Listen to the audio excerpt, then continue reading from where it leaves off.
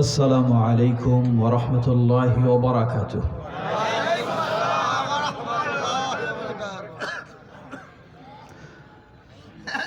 কেমন আছেন আপনারা? আলহামদুলিল্লাহ। বাইরে থেকে মনে হলো, আমি জিজ্ঞাসা করলাম ব্যাপার কি, নীরব মানুষজন নাই নাকি? তো ভিতরে দেখছি আলহামদুলিল্লাহ সব সাজানো গুছানোই আছে। আলহামদুলিল্লাহ।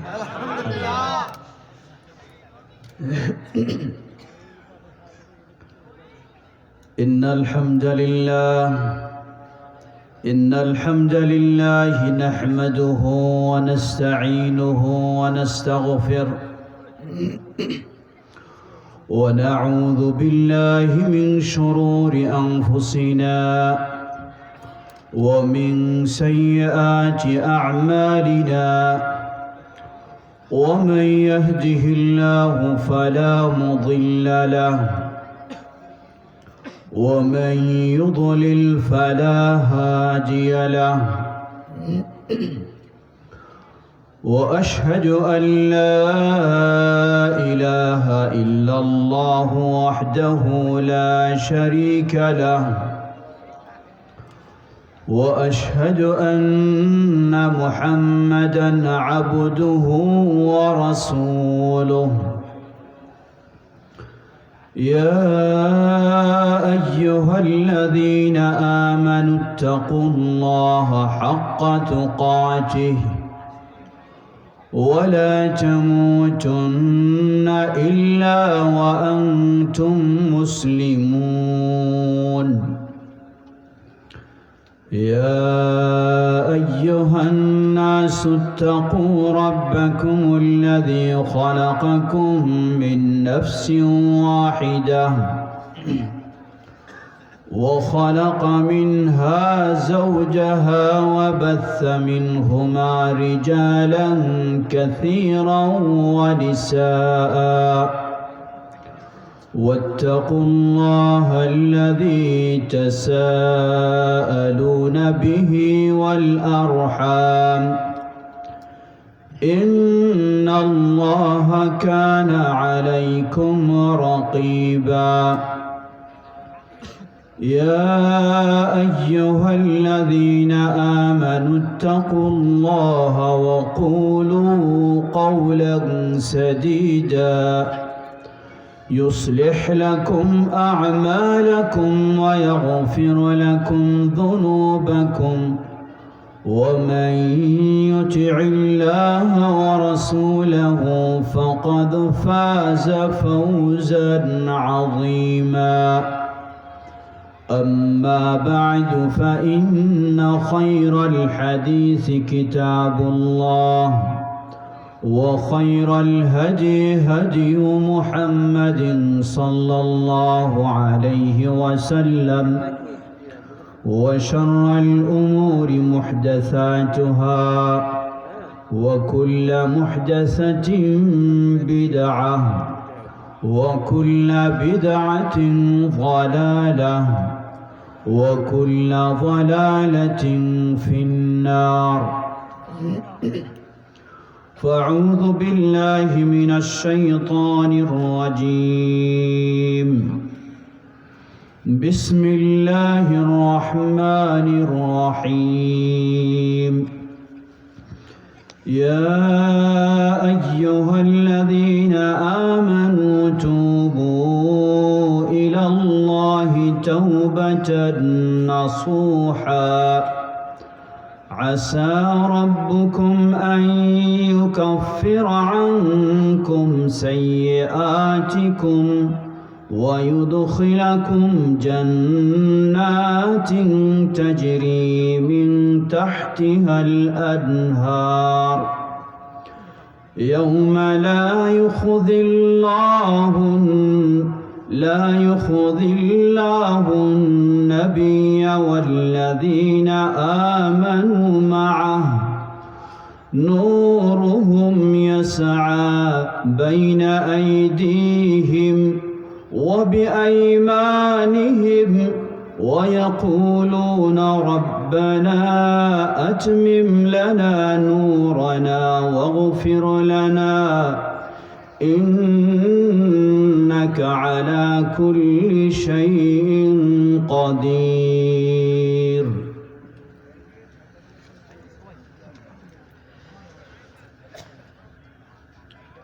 ঐতিহ্যবাহী শরীফবাগ ইসলামিয়া কামিল মাদ্রাসা কর্তৃক আয়োজিত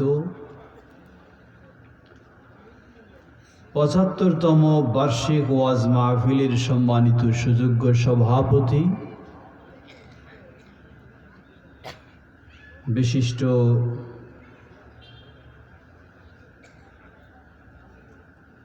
আমাদের অত্যন্ত প্রিয় ব্যক্তি, মাদ্রাসা পরিচালনা কমিটির গভর্নিং বডির সম্মানিত সভাপতি, বাংলাদেশ জমঈয়ত আহলে হাদিসের সম্মানিত কেন্দ্রীয় উপদেষ্টা, সাবেক সচিব জনাব মোহাম্মদ আব্দুস সবুর, আজকের মাননীয় প্রধান অতিথি বীর মুক্তিযোদ্ধা আলহাজ বেনজির আহমদ, উপস্থিত রয়েছেন আমাদের অত্যন্ত শ্রদ্ধাভাজন ঢাকা ও মানিকগঞ্জ জেলা জমঈয়ত আহলে হাদিসের সম্মানিত সভাপতি প্রবীণ আলেম শেখ বশির উদ্দিন আহমদ, সঞ্চালনায় রয়েছেন অত্র মাদ্রাসার সম্মানিত সুযোগ্য ভাইস প্রিন্সিপাল, বাংলাদেশ জমঈয়ত আহলে হাদিসের কেন্দ্রীয় যুগ্ম সেক্রেটারি জেনারেল এবং ঢাকা ও মানিকগঞ্জ জেলা জমঈয়ত আহলে হাদিসের সম্মানিত জেনারেল সেক্রেটারি শেখ আবদুল্লাহ আল মাহমুদ, মঞ্চে আরও অনেকজন রয়েছেন, ধামরাই এলাকা জমঈয়ত আহলে হাদিসের সম্মানিত সভাপতি আমাদের ভাই আব্দুর রাজ্জাক এবং আরও অনেক দায়িত্বশীল ও অতিথিবৃন্দ রয়েছেন, আমন্ত্রিত উলামায়ে কেরাম, বিশেষ করে কিছুক্ষণ আগে বিশিষ্ট ইসলামী scholar Sheikh doctor Mohammad Rafiqul Islam Madani কোরআন এবং সুন্নাহ থেকে স্পষ্ট ভাষায় সুললিত কণ্ঠস্বরে বক্তব্য রাখলেন। আরও বক্তব্য রাখবেন আমাদের আরেকজন অত্যন্ত প্রিয় বাগ্মী বিশিষ্ট আলেম শেখ ডক্টর মুজাফফর বিন মুহসিন।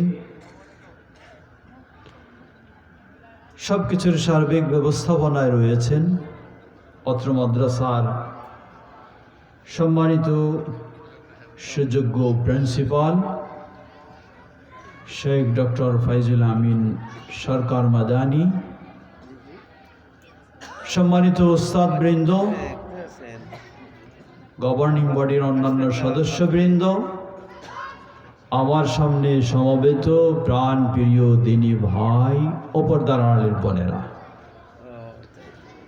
শুরুতে আবারও প্রশংসা জ্ঞাপন করছি সেই আল্লাহ সুবহানাহু ওয়া তাআলার, যার বিশেষ তৌফিকে আমরা অত্যন্ত সুন্দর পরিবেশে একটি কোরআন ও সুন্নাহর সুন্দর মাহফিলে সমবেত হওয়ার, কিছু আলোচনা করার ও শোনার সুযোগ লাভ করেছি। যিনি আমাদেরকে তৌফিক দান করেছেন তারই প্রশংসা জ্ঞাপনার্থে বলি আলহামদুলিল্লাহ। সকল প্রশংসা কার? আবার জোরে বলি আলহামদুলিল্লাহ। অতঃপর অসংখ্য সালাত ও সালাম পেশ করছি প্রিয় রাসূল মুহাম্মদ সাল্লাল্লাহু আলাইহি ওয়াসাল্লাম, চার আসহাবী কিরাম আহলে বাইত, শেষ দিবস পর্যন্ত তার প্রতিটি একনিষ্ঠ অনুসারীদের উপর। শরীফবাগ আমাদের অত্যন্ত একটি প্রিয় এলাকা। আমি জানি, বিশ্বাস করি, আমি যেমন শরীফবাগের মানুষদেরকে আল্লাহর উদ্দেশ্যে ভালোবাসি, তারাও তেমন আমাকেও ভালোবাসেন এবং আল্লাহর কাছে আমরা আশা করি আমরা সবাই একে অপরকে কার উদ্দেশ্যে ভালোবাসি?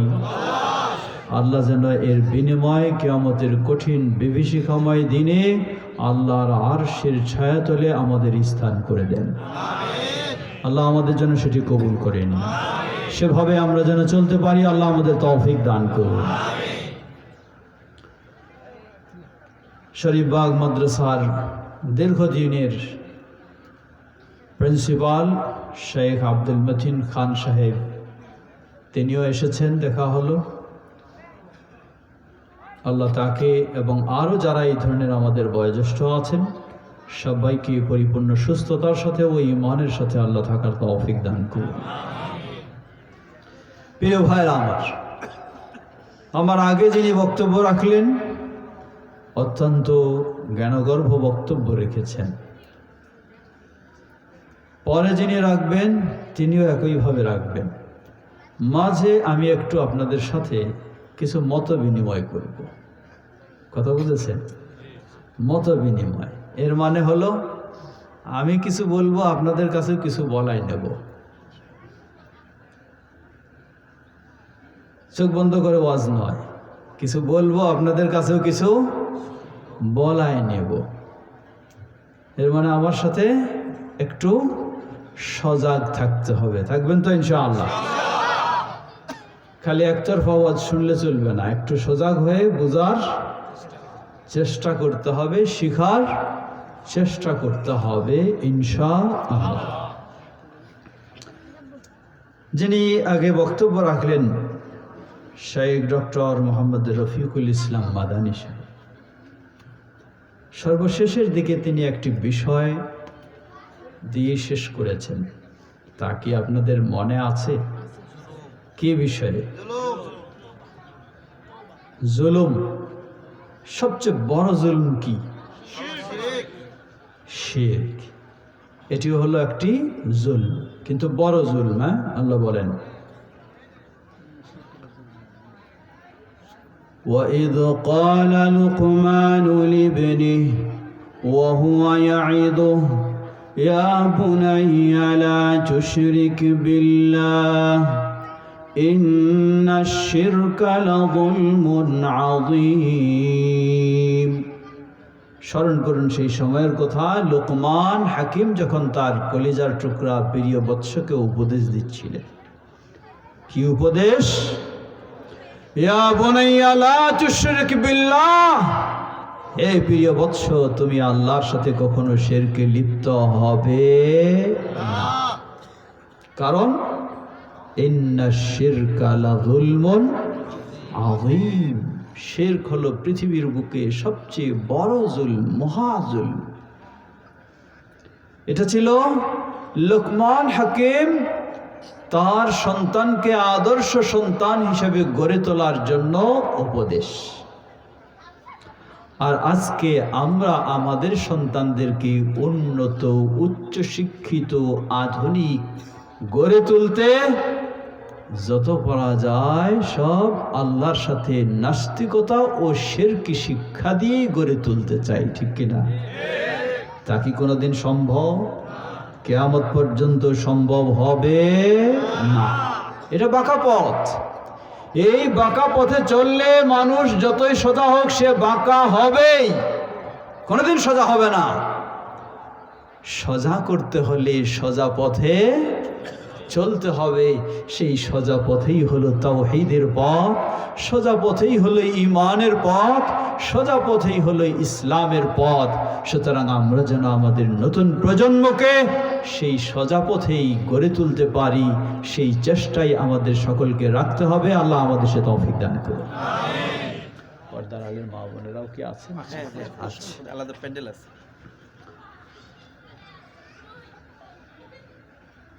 তিনি সর্বশেষে আমার যতটুকু মনে হলো আসার সময় আমি শুনেছি, তিনি বলেছিলেন শিরকের অপরাধ আল্লাহ কি, এই আয়াতটি তিনি পেশ করেছিলেন যে আল্লাহ ক্ষমা করেন না। তবে আল্লাহর কাছে যদি কি করা হয়,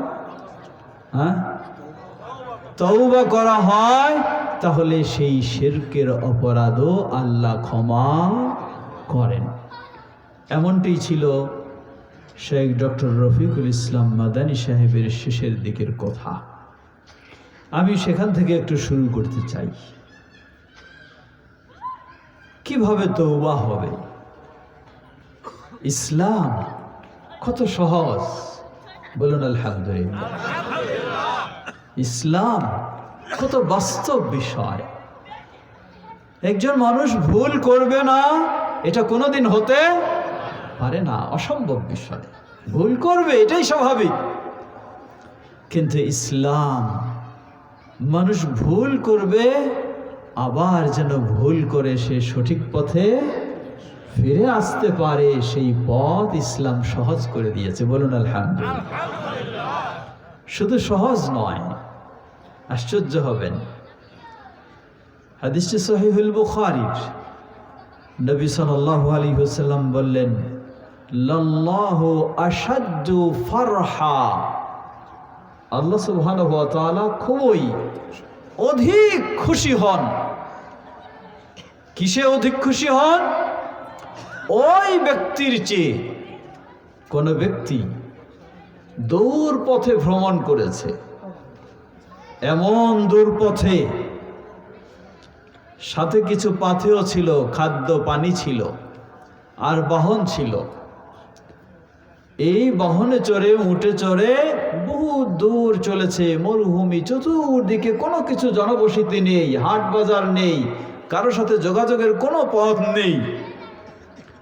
এমন কঠিন জায়গায় পৌঁছে একটু যখন সে বিরতি দিয়েছে, এই বিরতির মধ্যে হঠাৎ দেখে তার বাহনও নাই, তার খাওয়া পানিও নাই। খুব আরামের জিনিস নাকি? হ্যাঁ, এর চেয়ে বড় বিপদ আর হতে পারে? এত ভয়াবহ বিপদ যে এমন জায়গা, সেখান থেকে কোনো দিক যাওয়ার কোনো পথ নেই, বাহন ছাড়া, বাহন নেই, আশপাশে খাওয়া পানিও কিছুই নেই, আর যা সাথে ছিল সেটিও নাই। কঠিন পরিস্থিতি। দুশ্চিন্তায় হঠাৎ আবার একটু চোখ বন্ধ হয়ে এসেছে। এই চোখ খুলতেই দেখে কি? সামনে ওই হারানো বাহন উপস্থিত, তার পাথেও খাওয়া পানি সবটাই উপস্থিত। প্রশংসা কার করবে? জোরে বলেন কার? এখন ওই ব্যক্তি প্রশংসা করছে, এত খুশি, যেটা অসম্ভব ছিল সেটা সম্ভব হয়ে গেল। তো যিনি এই অসম্ভবকে সম্ভব করে দিলেন, তার প্রতি খুশি হয়ে এখন তিনি বলতেছেন, আনতা আবদি ও আনা রাব্বুক। এত খুশি, খুশি হয়ে বলছেন, হে আল্লাহ, তোমার এই প্রশংসা, তুমি আমার বান্দা আর আমি তোমার রব। হ্যাঁ, কেমন খুশিটা হলো? যদি এটা জেনে বুঝে বলে তাহলে তো তার ঈমান থাকবে না, কিন্তু সেটা খুশিতে তার কথাটা উল্টে গেছে। এত খুশি, খুশিতে তার কথাটা উল্টে গেছে, যে আনতা রব্বি ওয়া আনা আবদুক, আপনি আমার রব আর আমি আপনার বান্দা। প্রমাণ হলো যেখানে আমার অসম্ভব বিষয়কে আমাকে মিলিয়ে দিলেন। সুবহানাল্লাহ। তো এই ব্যক্তি এত খুশি, যার পরে খুশির কারণে তার ভাষা পরিবর্তন হয়ে গেছে। আল্লাহ রাসূল সাল্লাল্লাহু আলাইহি সাল্লাম বলেন যে ওই ব্যক্তি যত খুশি, লাল্লাহু আশাদ্দু ফারহা, তার চেয়েও আল্লাহ সুবহানাহু ওয়া তাআলা আরো অনেক অনেক অনেক গুণে খুশি হন যদি কোনো বান্দা আল্লাহর কাছে তওবা করে। সুবহানাল্লাহ, সুবহানাল্লাহ, আল্লাহু আকবার, আল্লাহু আকবার। মানুষ অনেক সময় অস্থির হয়ে যায়, মানুষ অনেক সময় অস্থির হয়ে যায় যে আল্লাহ আমারে ক্ষমা করে না, আল্লাহ আমারে ক্ষমা করে না। কিন্তু লক্ষ্য করুন, আল্লাহ সুবহানাহু ওয়া তাআলা তার কাছে কোনো বান্দা যদি ক্ষমা চায় সত্যিকারী ভাবে, আল্লাহ কত খুশি হন বলার অপেক্ষা রাখে না। সুবহানাল্লাহ। শুধু এটা নয়, বরং আল্লাহ সুবহানাহু ওয়া তাআলা আরো সতর্কবাণী উচ্চারণ করলেন, যদি তোমরা আমার কাছে ক্ষমা না চাও, আমি তোমাদেরকে শেষ করে দিয়ে এমন এক জাতিকে নিয়ে আসব যারা অপরাধ করবে, আবার আমার কাছে ক্ষমা চাইবে, আর আমি তাদেরকে ক্ষমা করে দেব। সুবহানাল্লাহ। এর মানে একদিকে আল্লাহর কাছে ক্ষমা চাইলে আল্লাহ যেমন খুশি হন, অপরদিকে আল্লাহর কাছে অপরাধ করে ক্ষমা না চাইলে তত বেজার হন। তাই আল্লাহ বলছেন, যদি তোমরা আমার কাছে ক্ষমা না চাও, তাহলে তোমাদের শেষ করে দিয়ে আরেক প্রজন্মকে নিয়ে আসবো যারা আমার কাছে অপরাধ করে আমার কাছে ক্ষমা চাইবে, আর আমি তাদেরকে ক্ষমা করে দেব। সুবহানাল্লাহ, সুবহানাল্লাহ। প্রিয় ভাইরা আমার, কারণটা কি? কেন আল্লাহ সুবহানাহু ওয়া তাআলার কাছে এই তওবা ইস্তিগফারের বিষয়টা এত প্রিয়? কারণ হলো, মানুষ যখন আল্লাহর কাছে দ্বারস্থ হয়, আর কেউ কিছু ক্ষমা দিতে পারবে না। দিতে পারেন কি? একমাত্র আল্লাহ। তখন আল্লাহ বুঝেন যে এ এখন তাওহীদ কি জিনিস এটা বুঝেছে। সুবহানাল্লাহ। তাওহীদ, একত্ববাদ কি এটা বুঝেছে। কিন্তু আফসোস, আমরা কি করি? আমরা তাওহীদ না বুঝে ক্ষমার জন্য আল্লাহর কাছে তো যাই ঠিকই, কিন্তু ভায়া হয়ে যায়। কিভাবে যাই? ভায়া হয়ে যায়। কি ভায়া? যা আল্লাহর কাছে সরাসরি আমার আবেদন পেশ করার যোগ্যতা নাই। এজন্য কি করতে হবে? হ্যাঁ, এজন্য একজন উকিল ধরতে হবে। যুক্তি তাদের কি? দুনিয়ার কোন আদালতে যদি আপনি যান, হাকিমের কাছে যদি আপনার কোনো বিষয় উপস্থাপন করতে চান, সরাসরি কি আপনি উপস্থাপন করতে পারবেন? তাহলে কি লাগবে? একজন উকিল ধরতে হবে। তাহলে আল্লাহ কি আহকামুল হাকিমিনের না? আল্লাহ আহকামুল হাকিমিন না? সকল হাকিমের সেরা হাকিম না? তাহলে আল্লাহর কাছে যেতে আরো তো বড় উকিল লাগবে। আর সেই উকিলটা কি? সেই উকিল হলো এই ভণ্ড পীর সাহেব, যার নিজেরাই আল্লাহর কাছে যাওয়ার যোগ্যতা নাই, কোনোদিন পৌঁছতে পারবে না ইনশাআল্লাহ। বলেন কেন পারবে না? কারণ সে শিরকের ব্যবসা খুলে দিয়েছে। নিজে আল্লাহর সাথে শরীক করে, মানুষকে আল্লাহর সাথে শরীক করায়। তাহলে এমন ব্যক্তি আল্লাহর কাছে সবচেয়ে ঘৃণিত। সুতরাং তার মতো ব্যক্তি আল্লাহর কাছে কারো কোনো বাণী, কারো কোনো আবেদন নিবেদন পৌঁছানোর যোগ্যতা কোনোদিন রাখে না। আরেক সাহেব তো আরেকটু একবারেই বলে দিয়েছে। কি বলছে? আরো সহজ করে দিয়েছে। খালি মুরিদ হবেন, কিয়ামতের দিন স্টিমারে উঠাইয়া ফুল সেরাত পার করে জাহান্নামে নিয়ে চলে যাবে। ঠিক না? কারণ জান্নাত তো কারণ তাদের বাবার সম্পদ না যে জান্নাতে নিয়ে যাবে। অতএব তাদের জাহান্নামে নেওয়া ছাড়া আর কোনো উপায় নাই। প্রিয় ভাই আমার, লক্ষ্য করুন, পৃথিবীর বুকে সর্বশ্রেষ্ঠ ইমাম নবী মুহাম্মদ সাল্লাল্লাহু আলাইহি ওয়াসাল্লাম, তিনি যখন উপস্থিত, আল্লাহ সুবহানাহু ওয়া তাআলা তাকে নির্দেশ দিলেন, ফাইদা সাআলাকা ইবাদি আন্নী ফাইন্নী করিব উজিবু দাওয়াতাদ দাঈ। হে নবী, তোমার উম্মতকে জানিয়ে দাও, তুমি এখন জীবিত রয়েছো। এই অবস্থাও যদি তোমার কাছে কেউ আসে আমার বিষয়ে কিছু বলতে, আমার কাছে পথ চাইতে, তুমি তাদেরকে জানিয়ে দাও, ফাইন্নী করিব, আমি আমার বান্দার খুব নিকটেই রয়েছি। সুবহানাল্লাহ। উজিবু দাওয়াতাদ দাঈ ইযা দাআন, যখনই কোনো দোয়াকারী আমাকে ডাকে, আমি তার ডাকে সাড়া দেই। তোমার নবীকেও মাধ্যম হয়ে আমার কাছে আসতে হবে না। সুবহানাল্লাহ। সর্বশ্রেষ্ঠ ইমাম সাইয়্যিদুল মুরসালিন, তাকেও যদি আল্লাহর কাছে দোয়া করার জন্য কোনো মানুষকে মাধ্যম বানাতে না হয়, তাহলে পৃথিবীর বুকে কোনো পীর বুজুর্গকে মাধ্যম বানানোর প্রয়োজন রয়েছে? এজন্য শিরক বিস্তারের একটি বড় ভয়াবহ দিক হলো এই তথাকথিত পীরতন্ত্র। এই পীর মুরিদি এটি হলো জীবিত অবস্থাতেও তারা শিরক করায় মানুষকে, মৃত্যুর পরেও তারা শিরক করায় মানুষকে। কালে জীবিত অবস্থায় পীর সাহেবের কাছে গিয়ে ধর্ণা দিতে হয়, আর মৃত্যুর পরে কি পীরের মাজারে গিয়ে ধর্ণা দিতে হয়। এটি সম্পূর্ণ মানুষকে এই ভয়াবহ শিরকে লিপ্ত করার একটি বড় ধরনের মাধ্যম। সুতরাং শিরক থেকে বাঁচতে চাইলে বাঁচতে হবে আগে যেই মাধ্যমগুলি আমাকে শিরকে জড়িয়ে দেয়, পৌঁছে দেয়, ওই মাধ্যমগুলি থেকে বাঁচতে হবে। তথাকথিত এই পীর প্রথা ইসলামে কোনো কিছু নেই। প্রিয় ভাইরা আমার, অন্যদিকে যাচ্ছি, সেদিকে যাই না, আবার ফিরে আসি। বলছিলাম আল্লাহ সুবহানাহু ওয়া তাআলার কাছে প্রিয়, কত পছন্দনীয় হলো কি ক্ষমা চাওয়া।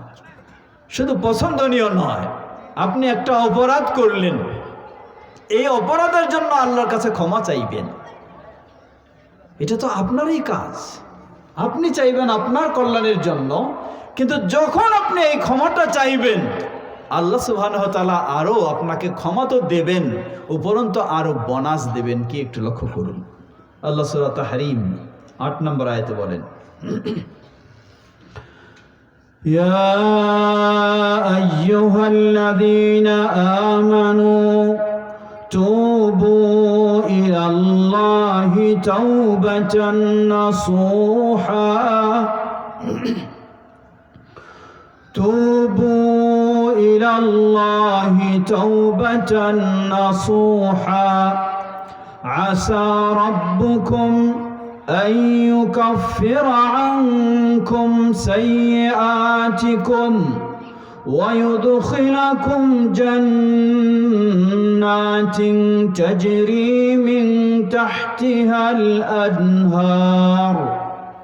আল্লাহ সুবহানাহু ওয়া তাআলা বললেন, ইয়া আইয়ুহাল্লাযীনা আমানু, ওহে যারা ঈমান এনেছো। অনেকে বলে থাকে এই ঈমানদার মানুষ আবার ভুল কাজ করলো, গুনাহের কাজ করলো, বলে না অনেক সময়? বলে। বরং ঈমানদারই গুনাহের কাজ করবে, কারণ তার পিছনেই তো ইবলিস বেশি। ইবলিস বেশি কার পিছনে? যে জীবনে একদিন সালাত আদায় করে না, তার পিছনে ইবলিসের প্রয়োজন আছে? সে তো ইবলিস হয়ে গেছে, হ্যাঁ, সে তো ইবলিস হয়ে গেছে, তার পিছনে ইবলিস লাগার কোনো প্রয়োজন নাই। যে 5 ওয়াক্ত সালাত আদায় করে, তার পিছনে ইবলিস লাগবে যেন তাকে বেনামাজি বানানো যায়। যে সুদ খায়, তার পিছনে ইবলিসের দরকার নেই, ও তো ইবলিস তো তারা লাগাই দিয়েছে কাজে। আর যে সুদ থেকে মুক্ত, তার পিছনে ইবলিস দৌড়াবে। অনেক সময় বলে কে আলেম ওলামা মানুষ, এই লোকটাও এই কাজ করলো, হ্যাঁ, আলেম ওলামার পিছনেই ইবলিস লাগবে, কারণ সে তো ভালো পথে আছে, সে তো ইমানের পথে আছে। আর যে ইমানের পথে নাই, তার পিছনে ইবলিসের প্রয়োজন নাই, অটোমেটিক সে ইবলিসের দলেই আছে, ঠিক না? তাই আল্লাহ বললেন, ইয়া আইয়ুহাল্লাযীনা আমানু, ওহে যারা ঈমান এনেছো, তুবু ইলাল্লাহি তাওবাতান নাসুহা, তোমরা আল্লাহর কাছে সত্যিকারী তওবা করো। তাওবাতুন নাসুহার একটা কাহিনী আছে না? শুনেছেন কাহিনী? কি ওই যে রাজার কি জানি এত এই ছিল সেই ছিল, হ্যাঁ, মানুষ বানাওটি কি কথা কত রকমের সমাজে বলে। তাওবাতুন নাসুহা অর্থ কি, সেদিক যাব আমি, একটু ব্যাখ্যা দেব। আল্লাহ বলছেন, কেউ যদি তাওবাতুন নাসুহা করে, সত্যিকার তওবা করে, সত্যিকার তওবা, তাহলে কি? আমি একটা গুনাহের কাজ করেছি, হতে পারে শিরকের কাজ করেছি, হতে পারে বেদাতের কাজ করেছি, হতে পারে সুদ ঘুষে লিপ্ত হয়েছি, হতে পারে জেনা ব্যভিচারে লিপ্ত হয়েছি, আরও যে ধরনের আপনি অপরাধের কাজ করেছেন, আল্লাহ বললেন তুমি সত্যিকারী তওবা করো। যদি সত্যিকারী তওবা করো, তাহলে যেই অপরাধের জন্য তুমি তওবা করছো, আসা রাব্বুকুম আন ইউকাফিরা আনকুম সাইয়্যাতিকুম, অতি শিগগির আল্লাহ সুবহানাহু ওয়া তাআলা তোমাদের সেই অপরাধগুলিকে ক্ষমা করে দেবেন। বলুন সুবহানাল্লাহ। এটা হলো যেটার জন্য আমি তওবা করলাম। আবার বোনাস কি? দেখুন কি বোনাস, ক্ষমা তো পাবো, এরপরে বোনাস হলো ওয়ায়ুদখিলাকুম জান্নাতিন তাজরি মিন তাহতিহাল আনহার, তোমাদেরকে ক্ষমা করে দিবেন সব অপরাধগুলি, এবং তোমাদেরকে একাধিক জান্নাতে তোমাদের স্থান নিশ্চিত করে দেবেন। সুবহানাল্লাহ, সুবহানাল্লাহ, আল্লাহু আকবার। কি বিশাল বোনাস দেখুন। আপনি তওবা করছেন, আল্লাহর কাছে জান্নাত চান নাই, কিন্তু আল্লাহ সুবহানাহু ওয়া তাআলা আপনার অপরাধের জন্য সত্যিকারী ভাবে যদি আপনি তওবা করেন, আল্লাহ আপনার অপরাধকেও ক্ষমা করে দেবেন। বোনাস হিসাবে আল্লাহ আপনাকে একাধিক, একটি নয় একাধিক জান্নাত আপনার জন্য নিশ্চিত করে দেবেন। সুবহানাল্লাহ, সুবহানাল্লাহ, আল্লাহু আকবার। এর চেয়ে আর উত্তম জিনিস কি হতে পারে? আপনাকে জান্নাতের চিন্তা করতে হবে না, খালি চিন্তা করতে হবে আপনাকে সত্যিকারীভাবে তওবা করার। পর্দার আড়ালের মা বোনেরাও রয়েছেন, বিষয়টি একটু বোঝার চেষ্টা করবেন। সত্যিকারী তওবা কাকে বলে, কিভাবে হতে পারে? মনে রাখবেন, সত্যিকারী তওবা তাওবাতুন নাসুহা, এজন্য 5টি শর্ত রয়েছে। কয়টি শর্ত? খেয়াল রাখবেন, আগে বলছি আমি, কি ওয়াজ না মত বিনিময়। কয়টি শর্ত? এই শর্তগুলি মনে রাখবেন, নাহলে এই শর্ত ছাড়া তওবা করার জন্য দৌড়াইতেছে কি, হুজুর আমি অনেক অপরাধ করেছি, আমার একটু তওবা করাই দেন। হ্যাঁ, যায় না পীর সাহেবের কাছে, ইমাম সাহেবের কাছে যে একটু তওবা করাই দেন? না, কারো কাছে আপনাকে তওবার জন্য যেতে হবে না, আপনি আপনার বাড়িতে বসেই তওবা করবেন। কিন্তু তওবা হতে হবে তাওবাতুন নাসুহা, তাহলে আপনার ঘরে বসে আপনি তওবা করবেন, আল্লাহ সুবহানাহু ওয়া তাআলা সেই তওবা কবুল করবেন, আপনার গুনাহগুলিকে ক্ষমা করে দেবেন এবং আল্লাহ এর বিনিময়ে আরো আপনাকে একাধিক জান্নাতে স্থান নিশ্চিত করে দেবেন। কারো কাছে তওবার জন্য যেতে হবে না।